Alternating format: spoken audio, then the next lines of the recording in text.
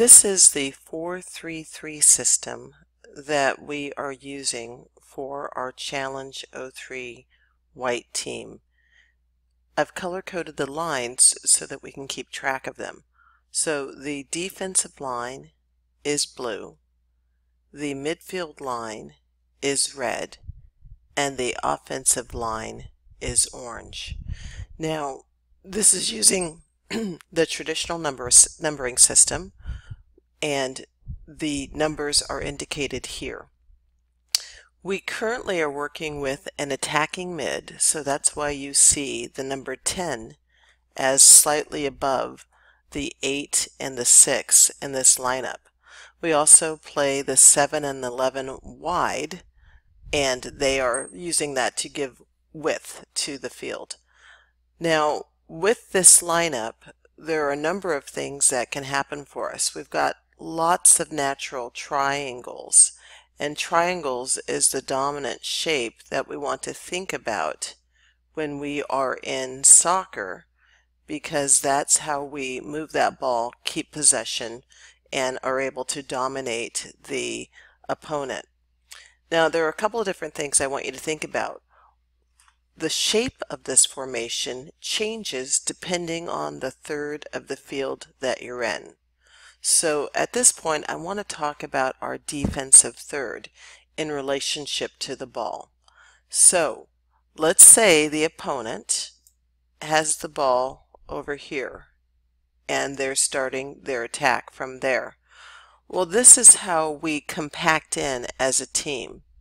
We have number 3 that's coming back here, and they are forming a defensive line with the other players who play traditionally in the defense. In this situation, because the ball's on this side, we want to supply some balance over in this area, so we have our number 6 dropping back into that defensive line to provide some help and to protect against that wide attack. Now we want cover from 8, so 8 moves over here to support number 11, who actually has gotten behind the ball in the role of the first attacker. So 8's providing some coverage here. Then we have 10 dropping in and providing some coverage here. We have 9 who's providing coverage here. So in the event something happens and that ball gets past number 11, then she has backup from her team. And then, look, there's a big gaping hole if number 7 doesn't get back here and help on defense.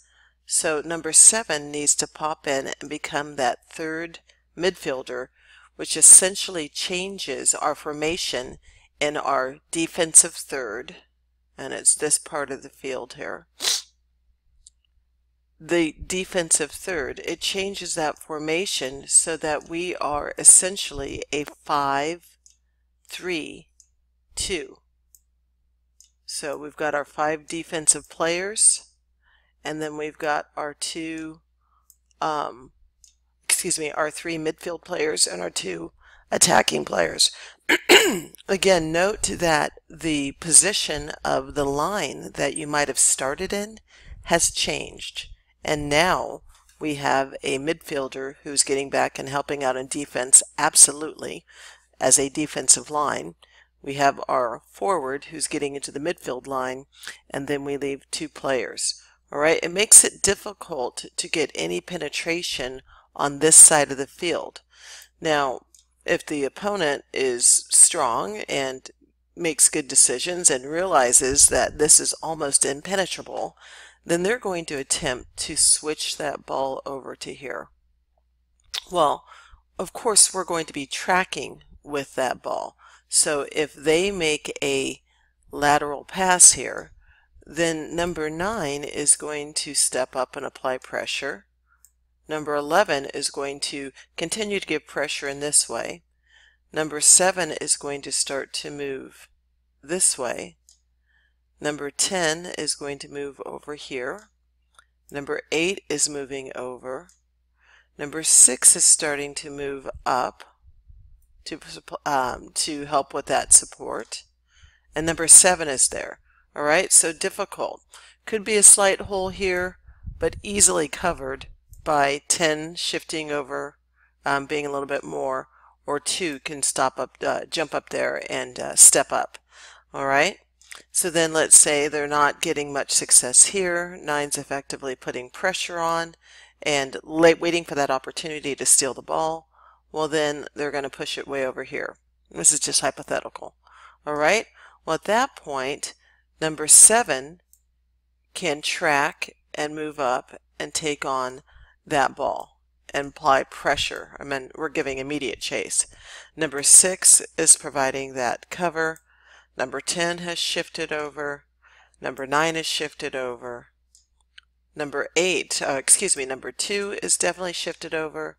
Number 4, number 5, number 3. 8 is dropping down to provide that coverage here so that they can't have a sneak attack with a wide winger. And at this point, 11 has stepped in and filled in that hole. So this is how we transition into a defensive shape when we are in our attacking third. Now I know this is mostly looking at our attacking half, but due to the space that we have and the size of our icons, I'm showing it to you, and it looks like it's more in the middle third and the defensive third. But primarily I want you to think about it happening in this defensive third, that is happening in this space below this line. All right, folks, this is the shape in the defensive third.